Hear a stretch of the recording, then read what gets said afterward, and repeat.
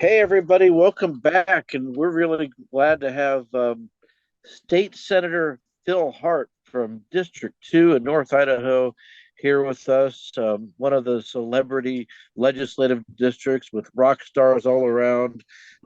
Good to have you, Phil. Phil's been a longtime friend. He was in the legislature before. Phil, I guess the biggest question I want to ask is What's it? What's the difference between now versus when you were there about, what was it, 10 or so years ago, 12 years ago? Yeah, I served in the House for 8 years, beginning in 2004 through 2012. So then I got reelected in 2022. So there was a 10-year gap there. And I've always had, in my time in the legislature, I've always had somewhat friendly leadership in the chambers I was in. So I feel like I've been able to get things done, but I understand other legislators didn't have it so good, and for a while conservatives were really thwarted. But I haven't had that experience, so I've been able to push legislate forward and actually get a few things done. Yeah, you didn't live in the days when Scott Bedke was speaker. No, I did not. And now that Yeah, he's that was a president very of the Senate, he's more of a referee, and doesn't really get involved in the nitty gritty of the legislature. So even though he's president of the Senate, he doesn't really make things happen or make things not happen. right, which is what he was doing in the House. But I guess one of the big questions I have is, certainly I understand that there's a difference in temperament and leadership and all that kind of stuff. But the question is, in your view, is the legislature more or less conservative than it was when you were there before? Well, I would say the Senate, of course, is more conservative beginning this past session, and I would say the House is less conservative than it was when I was a member. Although I'm glad to see Mike Moyle as Speaker, because I think Mike Moyle is one of us and has been a long-term conservative. And given the number of years that Mike Moyle has served, he hasn't done any backsliding, so that's to his credit. But I anticipate that we're going to see some more changes in the future, because I think one thing that's different from when I served before and compared to now is there is a lot more citizen involvement and a lot more involvement from conservative citizens. You always had the left involved, and you always had a lot of leftist activists, but I've never seen so many conservative activists as I see today.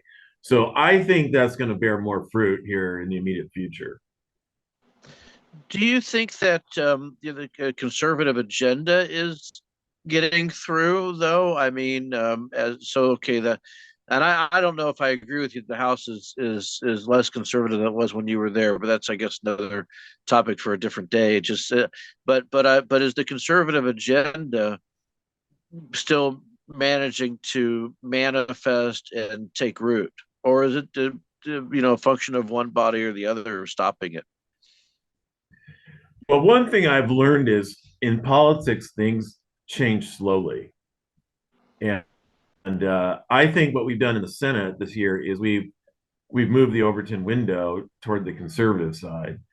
Um, we weren't, I wouldn't say we were highly successful getting a conservative agenda implemented into state policy, but I think we laid the foundation for it. So I would hope that with one more election cycle, we might see some really good changes.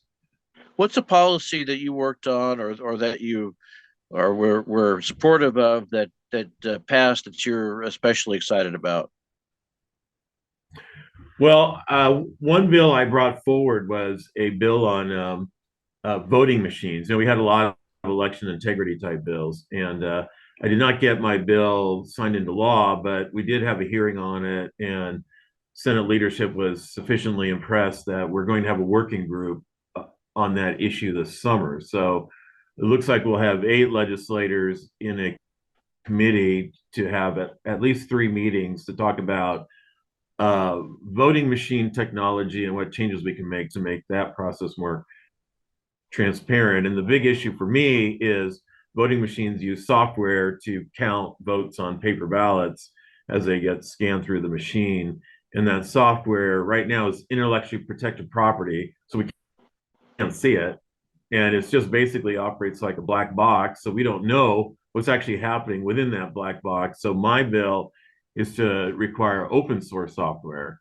And so we're gonna hopefully have a interim committee to go over that, and I'd like to bring a bill back next year. So I consider that progress. And nationwide, there's only 3 states that even looked at that. Idaho's one of them.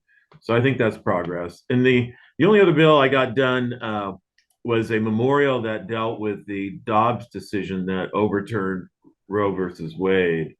And my memorial, well, let me back up a little bit. When you read the Dobbs decision, it makes it crystal clear that the position of the Supreme Court is that abortion is a state issue.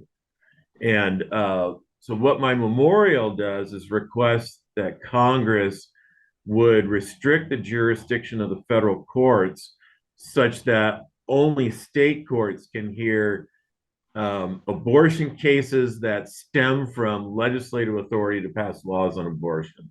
So it's kind of a narrow slice of all the cases out there, but I think it's important because if we can keep abortion cases in state courts, then the pro-life states can have better manage that issue than having those cases end up in federal court. So now that Idaho's got that memorial passed, really the real work starts is to get other states to pass a similar memorial and to get Congress to actually do it. And most people don't realize that Congress can restrict the jurisdiction of the federal courts because it's only the Supreme Court that was created by the Constitution. All other lower federal courts were created by Congress. So what Congress creates, Congress can regulate. What's a policy that that you were disappointed didn't pass that you thought should have, that would have been a furtherance of conservative policies? Well, let me lay a little bit of foundation for that. So I got my start in politics as a third grader going door to door for Barry Goldwater. And of course, my parents had me doing that. My parents were very conservative. And I grew up in a household and in a culture, if you will, with a mentality that fiat money that's printed on printing presses and backed by absolutely nothing is not the desirable money system that we should have, and that a commodity-based money system is superior. So in our case, that would be gold and silver. So I have, when I was in the House, and again now this past session, I have run some bills to try to take some baby steps in that direction at the state level to maybe elevate the use of gold and silver, and so that we're not so dependent on a fiat money system. And I also want to say that I got an MBA from the Wharton School, which is the #1 finance school in America, and my major at the Wharton School was finance. So I guess I understand the broader issue, and I think that this money system that we have, where we've created trillions of dollars just in the recent history, is a train wreck waiting to happen. So I ran House Bill 180 this last session, which would have authorized the state treasurer to park idle money in gold and silver bullion. It got passed by the House, but never got a hearing in the Senate. So that's something I want to work on for next session. Why did that not get a hearing? It depends on what your worldview is. So my worldview is, which I just explained, that commodity-based money systems have value and are more dependable than money systems based on money that's created out of thin air. But some people are intellectually married to the fiat money system and don't see why we need an alternative. And I would say there's more people in the Senate with that mentality than there are of my mindset, where I'm suspicious of those systems and I'm more comfortable with a commodity-based money system.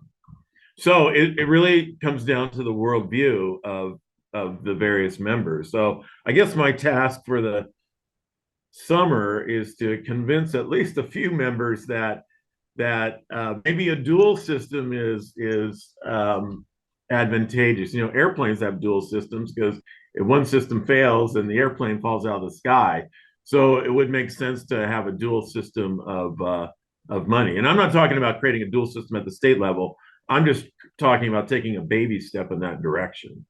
Yeah, you're being awfully generous with the reasons for the opposition, because when I watched the House debate, it was really interesting that a lot of lefty Republicans were opposed to the legislation, and they were singing the praises of the fiat system.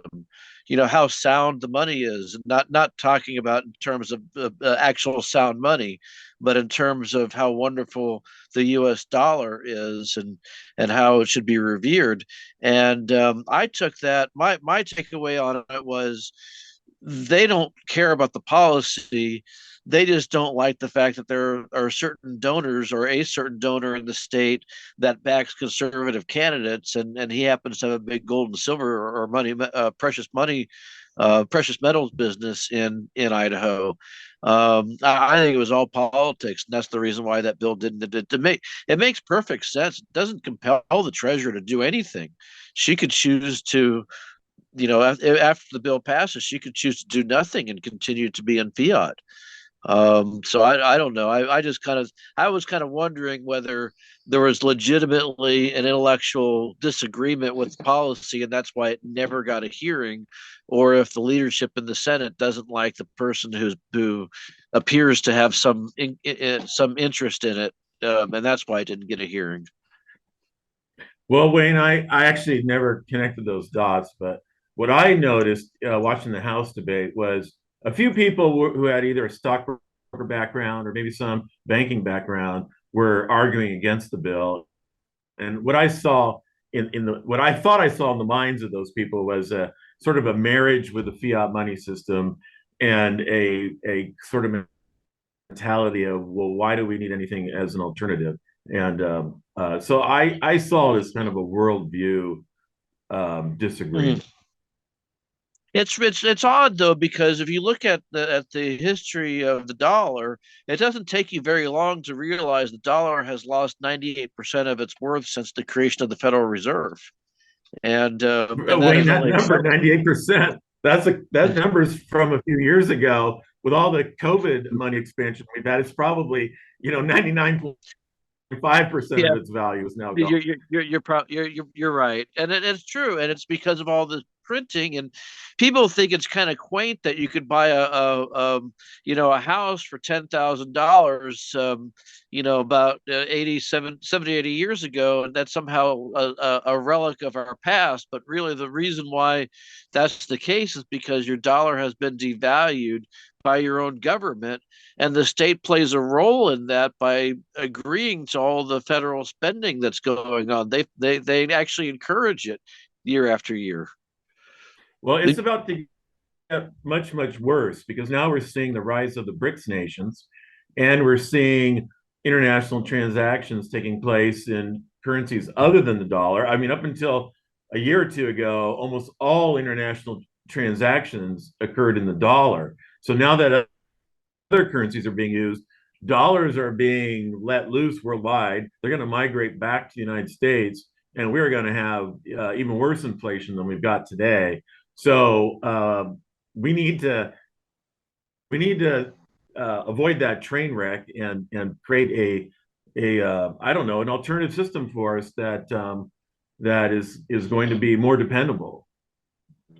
I have tended to view you as sort of an early conservative state legislator, that I mean, a lot of the folks that kind of fall into the camp of Phil Hart, in my view, are people like Lenore Barrett and Joanne Wood, and maybe Jeff Altus, may he rest in peace. They were early people, and so you're another one of those early folks who have come back around.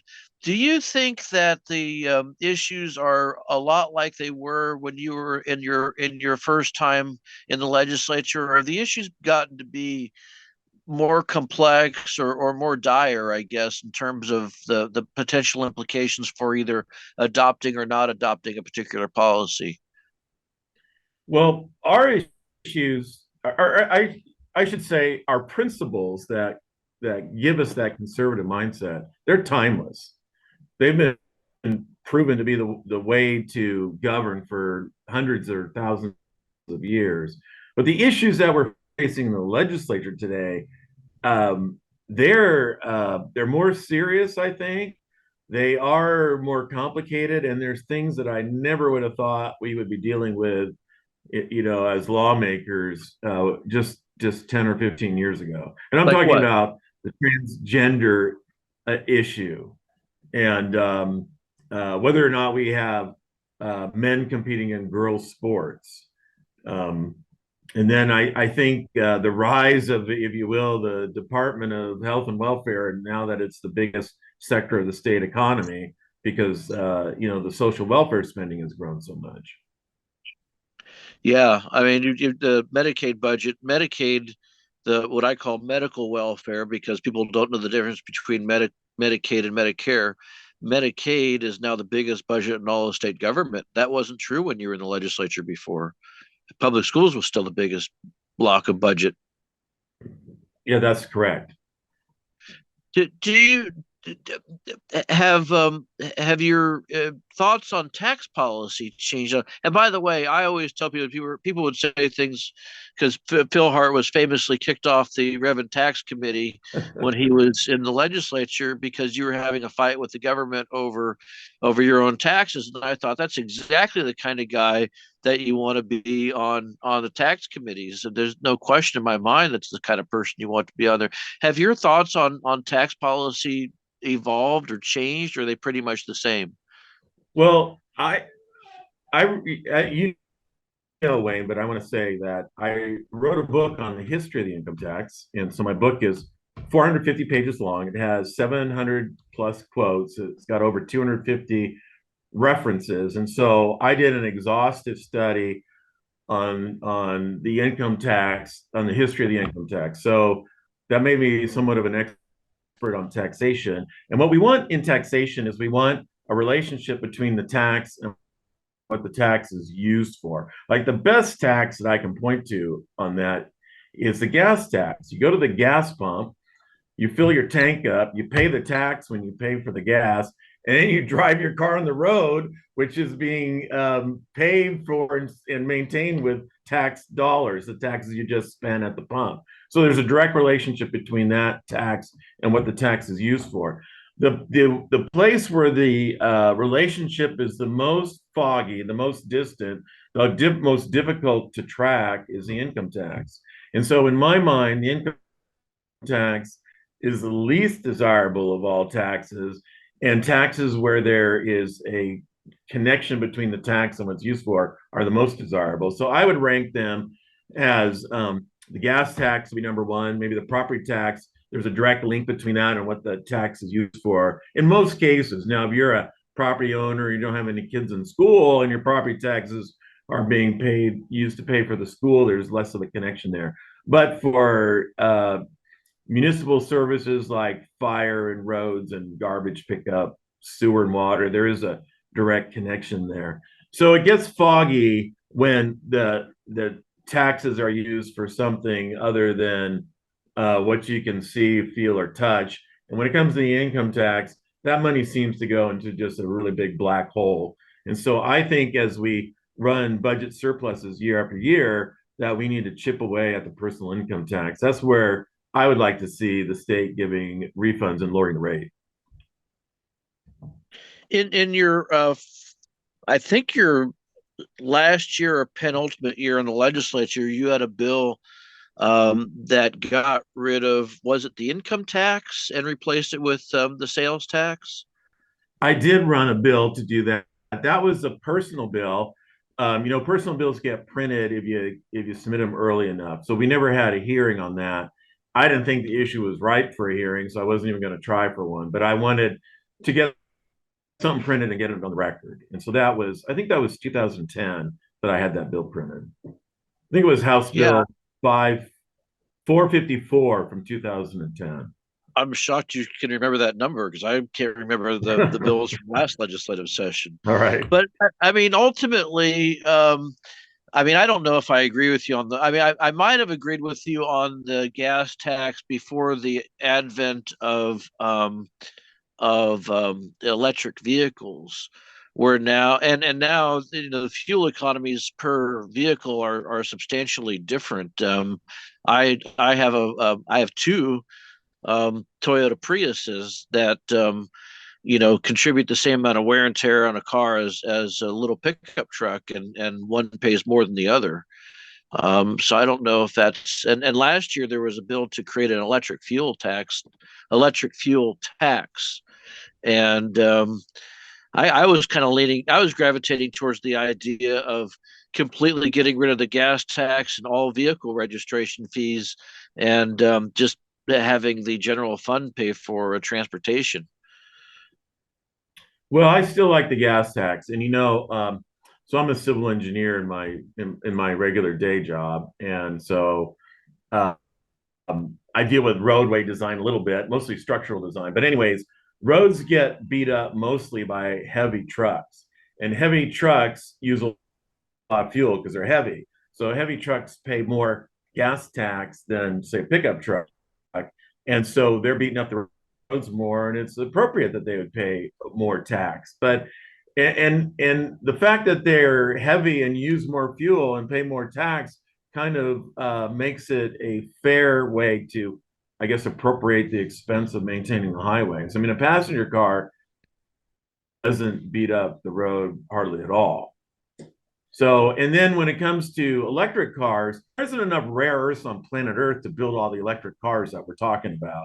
So, if we can sort of level the playing field with electric cars by charging more for registration or maybe charging some amount for the odometer reading year after year, that would sort of equalize things. But what I'm absolutely opposed to, one of the reasons I wanted to run again was and get back in the legislature was I'm fearful that someday we're going to tax cars by the mile they drove, and instead of looking at an odometer reading, we're going to track where the car goes. So when that idea comes forward again, I want a seat at the table to try to kill it.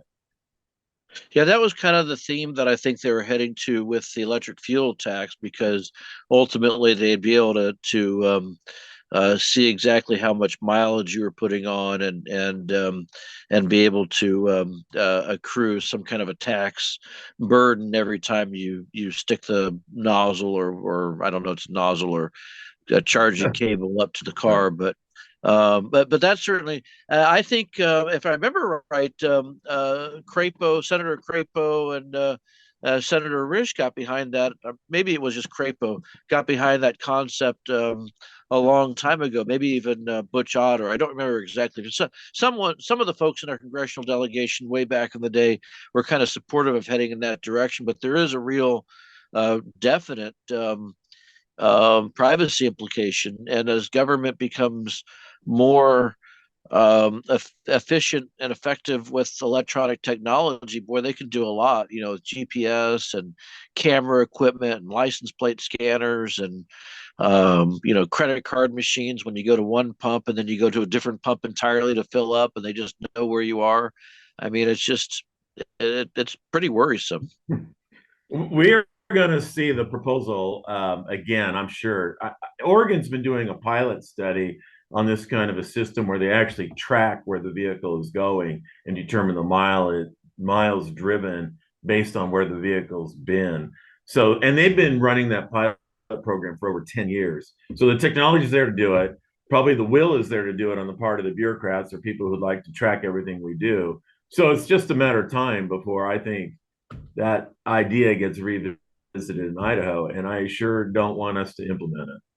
And you're probably aware that in the infrastructure bill that Congress passed, signed by the president, there's a provision in there that says cars built, I think, after 2025 or 26 have to include a kill switch, which some central authority can go and turn your car off if you're driving it maybe too far, or obviously they'll say, well, it's to go after and catch the drunk driver or whatever, but you could use it for other kinds of nefarious purposes. You've driven too far for this period of time, and your carbon footprint is too high. There's just a lot of scary stuff out there. There is too, and I was not aware of that, Wayne, but I see a Bill of Rights issue with having your car shut down, potentially without probable cause. So basically, they were trying to do a stop without probable cause, and I think that violates our rights. Well, I mean, there's a lot of those issues just in the general traffic stops. So, hey, you see that all the time when they used to have a Yeah. program on TV. It was called, I think, Live PD or something, and the and law enforcement would go pull people over and say, "Yeah, we're just conducting a little safety check. There are a lot of drugs and alcohol being used in this area, and we just want to, search your car and see if you got any contraband. Is that all right?" And folks would just go, "Yeah, sure, why not? Just go search my car. It's been, I have nothing to hide." And then they pull out a bag of weed or whatever it might be, or some a pipe or whatever. And yeah, people, rights are only so good as people understand they have them, and unfortunately, a lot of people don't seem to understand they have them. Yeah, that's too bad. Well, Phil, you're doing great work, and as indicated by your voting record, and everybody can access that through the Freedom Index, and the Spending Index, and the Education Index, and there's a lot to be proud of coming out of District Two. So appreciate you being there. Well, Wayne, I appreciate the work your organization does because we're citizens legislators. We don't have any staff of our own, and to have a team out there that's looking at these bills when we don't have time to dig deep into them ourselves, that really helps us out a lot. Glad to be there for you, brother. And thanks. Okay. Hey, look forward to seeing you again. Okay. Thank you, Thank you Wayne. all for tuning You in. too. We'll have another episode here pretty quick. So be sure to watch your email inboxes and our various social media feeds for more.